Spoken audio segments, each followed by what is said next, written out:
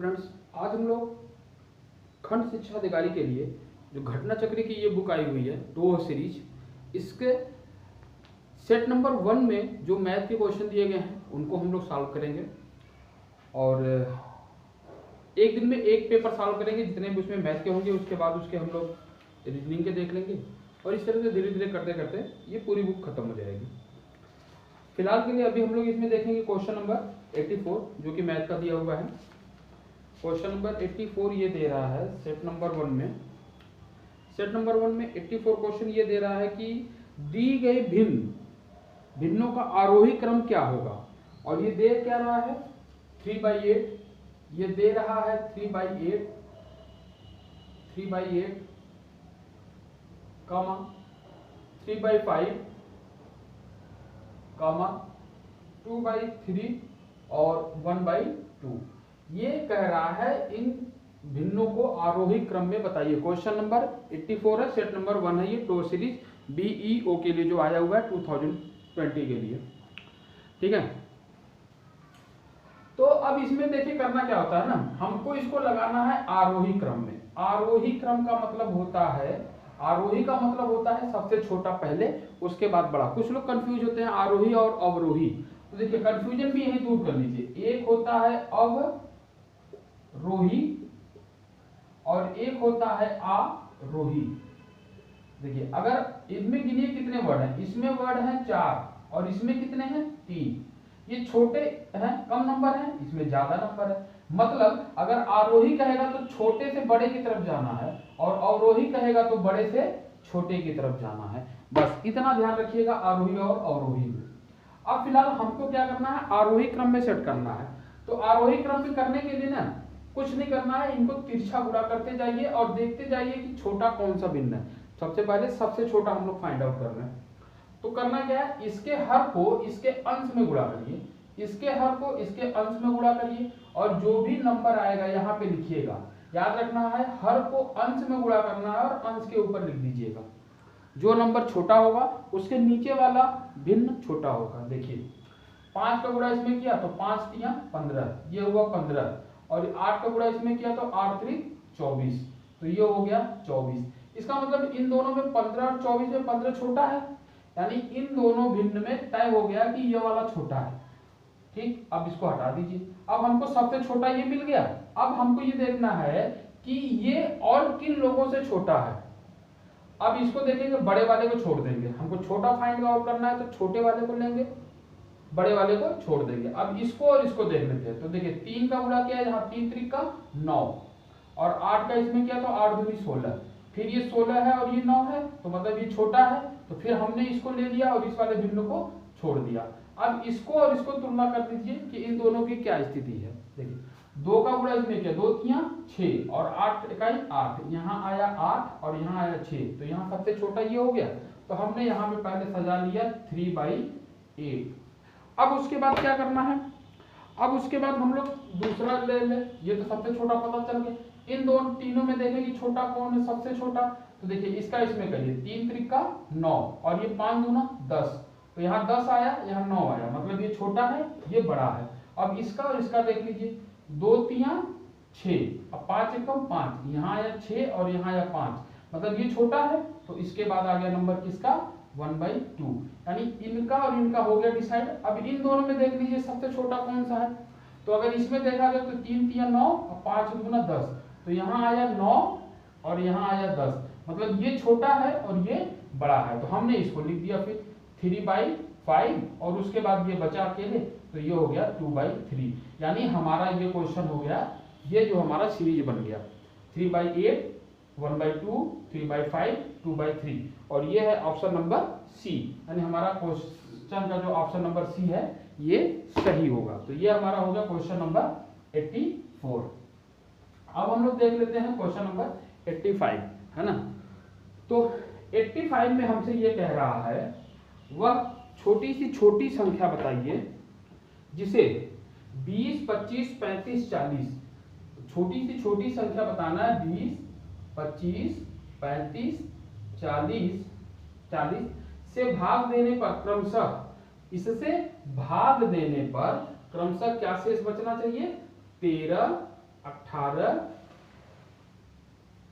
13, 18, 28 और 33। तो देखिए इस तरह के सवाल को करने के लिए कुछ नहीं करना होता है, इनका अगर डिफरेंस देखेंगे ना तो हमेशा सेम आएगा। अगर आपको 20 में से भाग देंगे तो 13 शेष बचना चाहिए। तो डिफरेंस देखिए 20 और 13 का डिफरेंस जो है वो 7 है। 25 और 18 का डिफरेंस भी 7 है। 34 और 28 का डिफरेंस भी 7 है।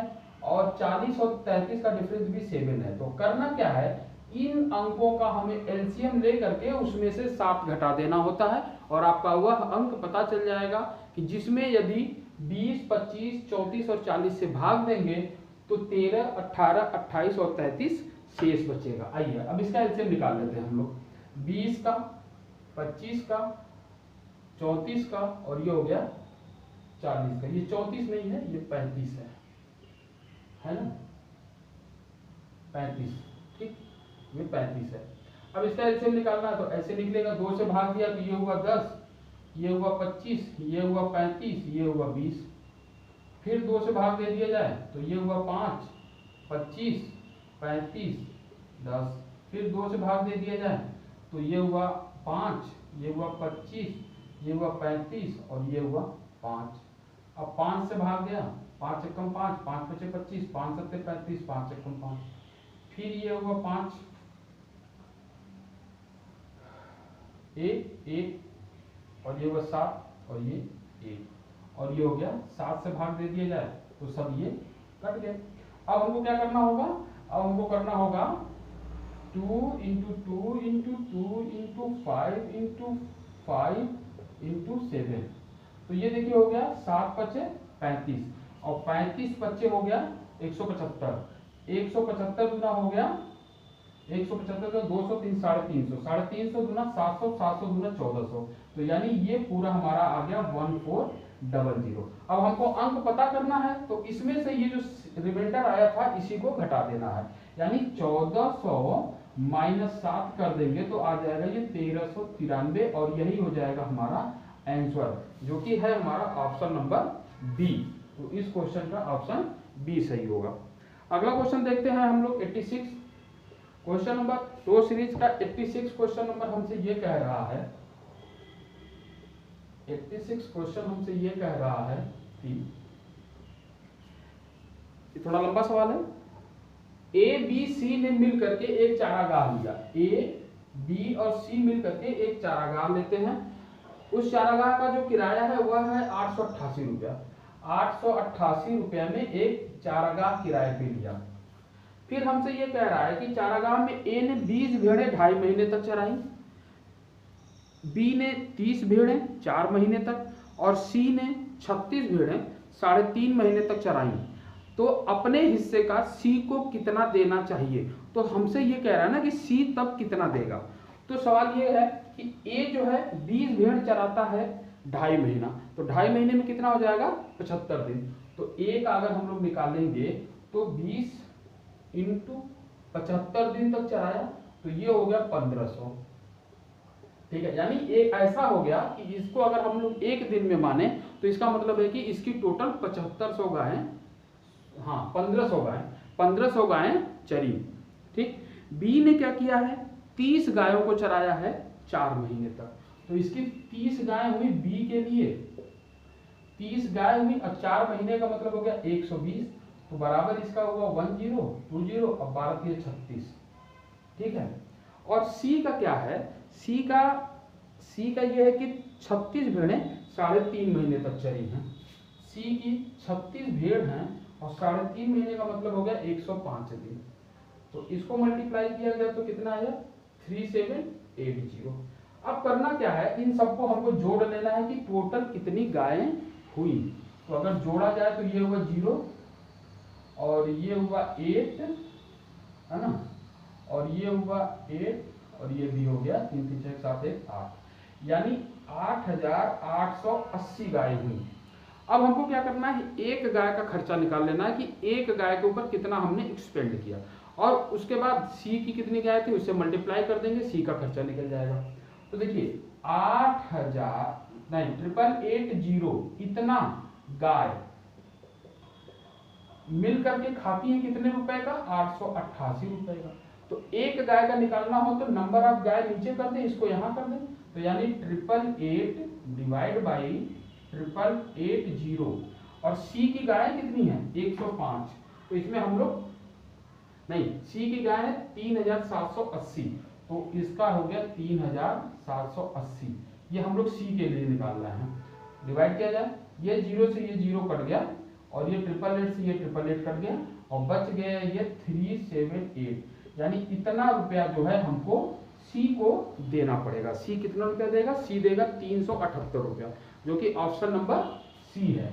ठीक है, तो हम लोग का ये क्वेश्चन नंबर 86 भी हो गया। उसके बाद क्वेश्चन नंबर हम लोग करेंगे 87। घटना चक्र की 2 सीरीज बीईओ 2020 के लिए है ये, सेट नंबर 1 हम लोग कर रहे हैं।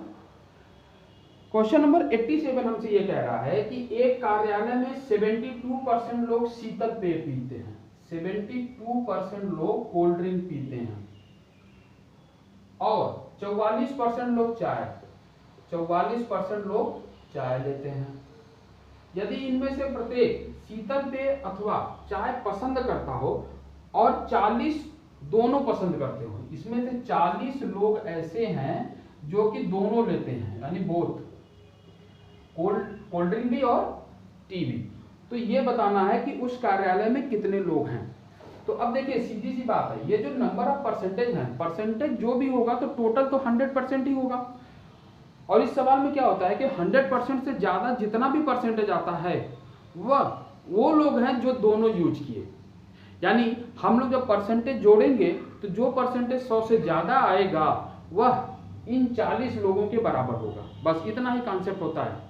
तो हम लोगों ने ये जोड़ना शुरू किया, 72 प्लस 44, 4 2 6 और 7 4 11, इतना परसेंट हुआ, जबकि होना चाहिए था कितना 100%, 16% ज्यादा है। अगर इसमें से 116% में से 100% को घटाया जाए तो 16% ज्यादा है, और यही 16% जो है 40 लोगों के बराबर है, यानी 16% बराबर 40, तो 1% निकाल के 100 से गुणा कर दीजिए, आपको टोटल नंबर ऑफ एम्प्लॉय पता चल जाएंगे।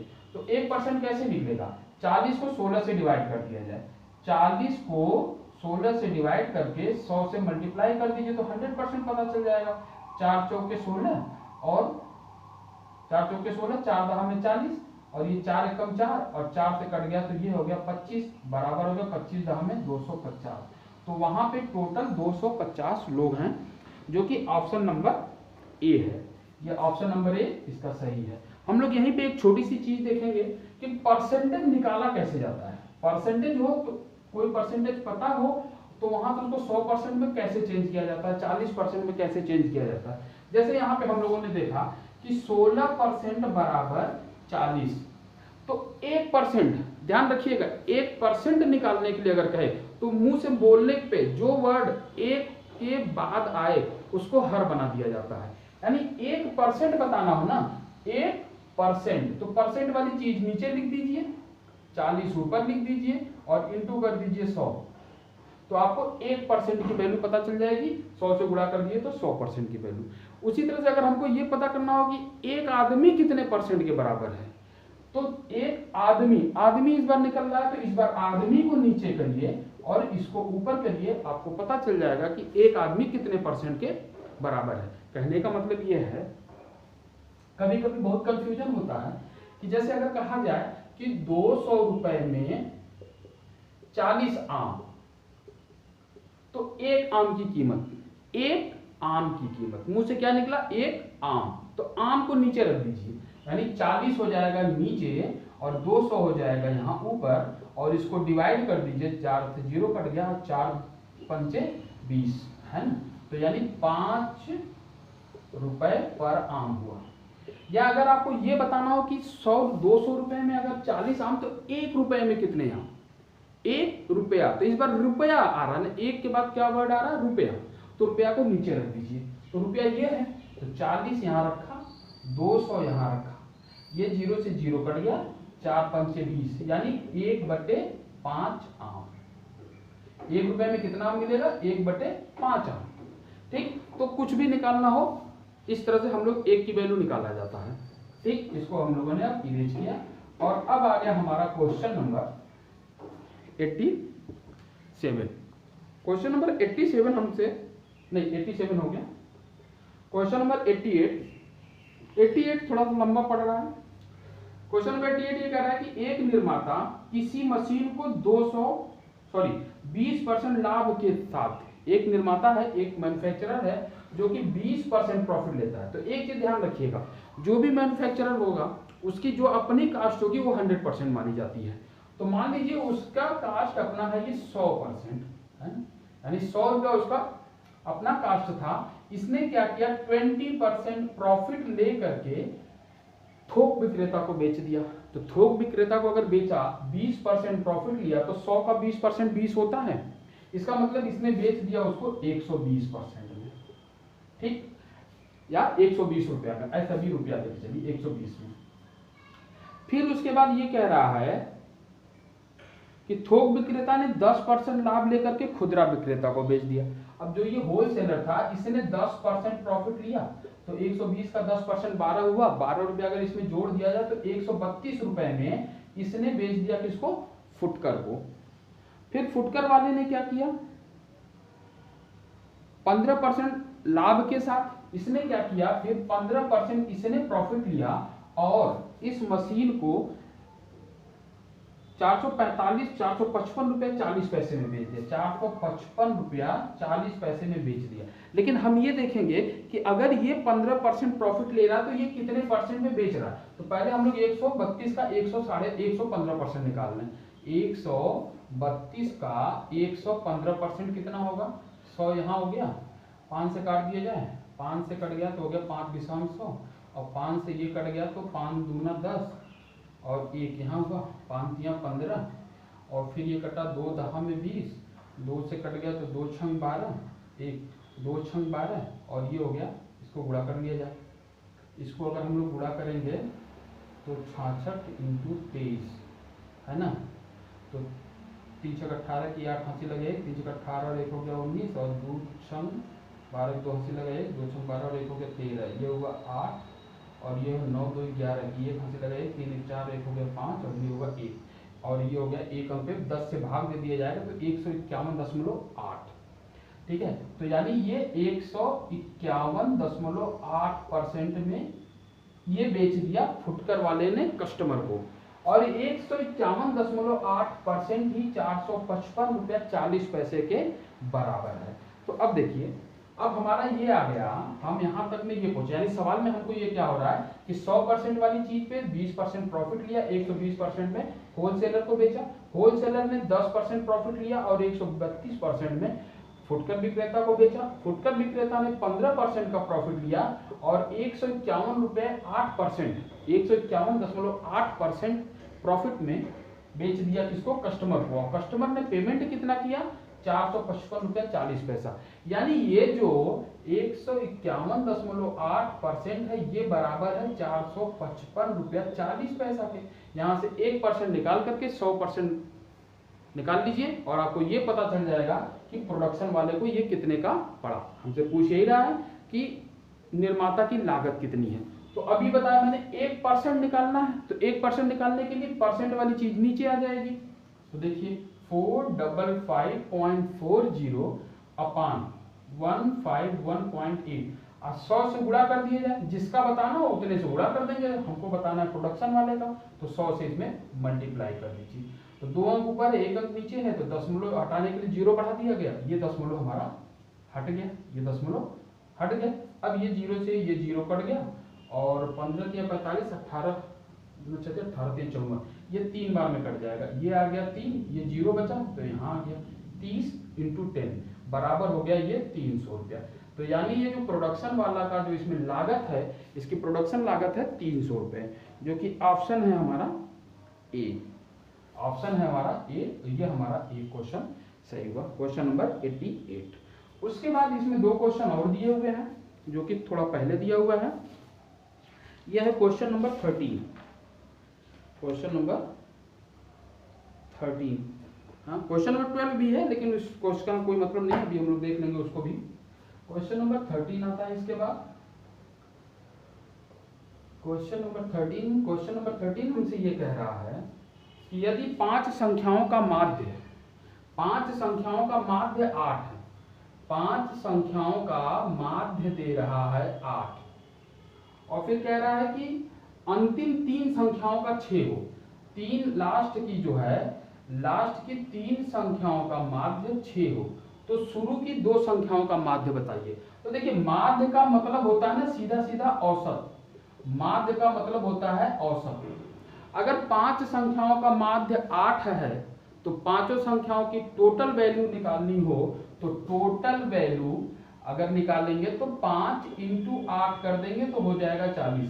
यानी अगर ये 5 संख्या हैं, ऐसे देखिए A B C D E 5 संख्याएं हैं, इनका पांचों का जो माध्य है, इन पांचों का जो माध्य है वह है 8, तो टोटल कितना होगा इंटू 5 बराबर 40 टोटल होगा। फिर कह रहा है ये लास्ट की 3 संख्याओं का माध्य दे रहा है 6, ये 6 है माध्य, तो टोटल निकालने के लिए इसमें 3 कर दिया जाए तो हो गया ये 18। तो अगर इन 3 संख्याओं की टोटल वैल्यू 18 है और पांचों की टोटल वैल्यू 40 है तो इन 2 संख्याओं की टोटल वैल्यू कितनी होगी, 40 में से 18 घटा दिया जाए तो आ गया 22, तो इनकी टोटल वैल्यू हो गई 22, और ये 22 कितने लोगों की वैल्यू है, 2 लोगों की। तो अगर इसको 2 से डिवाइड कर दिया जाए तो 1 की वैल्यू पता चल जाएगी या औसत पता चल जाएगा। तो यानी ये हमने किया 22 डिवाइड बाई 2, 2 से कट गया तो आ गया 11, और ये 11 हो गया औसत, या इसी को कहते हैं माध्य। माध्य निकालने के लिए कुछ नहीं करना होता, माध्य निकालने के लिए सीधा सीधा उनको सीधे जोड़ के जितनी संख्याएं हैं उससे डिवाइड कर दीजिए, आपको उसका माध्य पता चल जाएगा। हाँ, माध्यिका निकालने के लिए आपको इंक्रीजिंग ऑर्डर में सेट करना होता है, लेकिन माध्य के लिए कुछ नहीं सोचना है। तो इस सवाल में क्या होगा, शुरू की 2 संख्याओं का जो औसत होगा वह होगा 11, और ये है option number, question number 13 option number A, ये ऑप्शन नंबर ए है। एक क्वेश्चन और हम लोग देख रहे हैं, फिर इसके बाद क्वेश्चन नंबर 15। क्वेश्चन नंबर 15 हमसे ये कह रहा है किसी संख्या को 296 से 296 से भाग देते हैं, भाग देने पर 75 शेष बचता है, तो इसको अगर 37 से भाग दें तो क्या होगा। 296 को जब भाग देते हैं ना किसी भी संख्या से तो हमारा 75 शेष बचता है। तो अगर इसी संख्या को 37 से भाग दें तो क्या होगा। तो इस तरह के सवाल में दोबारा जिससे भाग देने के लिए कह रहा है उससे 75 यानी जो शेष है उसको सीधे सीधे भाग दे दिया करिए, जो शेष बचेगा वही शेष होता है। तो अगर 75 को हम लोगों ने 37 से भाग दिया, अगर हम लोगों ने 75 को 37 से भाग दिया तो देखिए कि क्या आता है। तो 37 दूना 74 और 74, और ये शेष बच गया 1, और यही हो गया आपका आंसर, जो कि ऑप्शन नंबर है ए। तो इसमें क्या होगा, इसका ऑप्शन होगा ए। ठीक है, एक क्वेश्चन और है जो कि देखते हैं हम लोग, क्वेश्चन नंबर 12। क्वेश्चन नंबर 12 हमसे ये कह रहा है, एकदम सीधा सा बिना पेन उठाए सवाल हो जाएगा।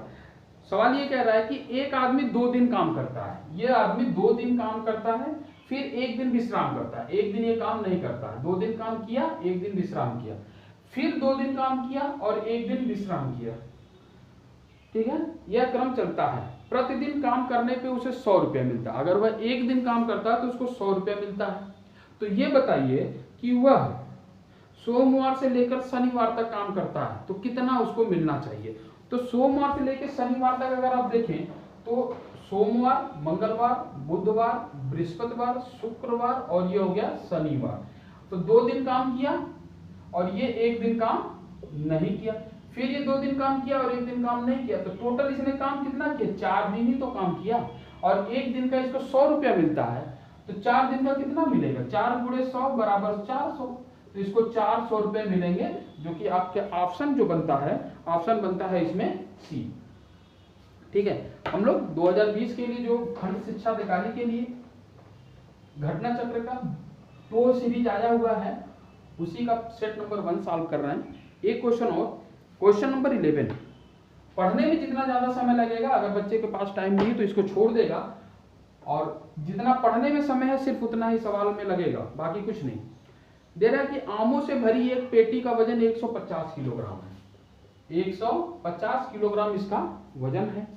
उसके भीतर 8 छोटी छोटी पेटियां हैं, एक ये बड़ी पेटी और इसके अंदर 8 छोटी छोटी पेटियां हैं। इस तरह से छोटी छोटी 8 पेटियां हैं, ठीक है। फिर आगे ये सवाल हमसे ये कह रहा है, अगर खाली बड़ी पेटी का वजन 6 किलोग्राम हो, यानी ये जो बॉक्स है इसका वजन 6 किलोग्राम हो, 6 केजी, और जो छोटी पेटियां हैं इनका वजन 2 किलोग्राम हो, इन लोगों का वजन 2 किलोग्राम हो, तो ये बताइए तो प्रत्येक छोटी पेटी में रखे आमों का वजन कितना है। तो पहले तो हम ये देखेंगे ना, टोटल ये 150 केजी है, जिसमें से 6 केजी इसका अपना खुद का वजन और 2 केजी इनका वजन। तो 2 केजी एक का है तो 8 पेटियां हैं, तो 8 दूनी 16 केजी इनका वजन होगा छोटी वाली पेटियों का, और 6 केजी वजन हो गया बड़ी वाली पेटियों का। तो 6 दूनी 12, 2 हंसी लगा 1, 1 और 2, यानी 22 केजी तो केवल और केवल कार्टून का वेट है, और टोटल आम है 150। तो अब 150 में से हम लोगों को करना क्या है, 150 में से 22 को घटा दीजिए, 10 में से 2 गया 8, 4 में से 2 गया 2, और ये हुआ 1, यानी टोटल उसमें आम जो है 128 केजी है। और ये 128 केजी कितनी कार्टून में भरे हुए हैं, 8। तो एक छोटी पेटी का वजन बताना है कि उसमें आम कितना है, तो 128 डिवाइड बाई 8, 8 एकम 8, ये हुआ 4 और ये हुआ 0, 8 45 और 8 6 48, है ना। तो यानी हो गया ये 16, और यही हो गया 16 केजी आम एक छोटी पेटी में भरे हुए हैं, जो कि ऑप्शन नंबर है बी, ठीक है। तो इस तरह से इस चैप्टर में जो भी सवाल मुझे दिखा मैंने वो सारे सवाल सॉल्व करा दिए हैं। बाकी हम लोग इसका नेक्स्ट सेट सॉल्व करेंगे। तब तक के लिए धन्यवाद।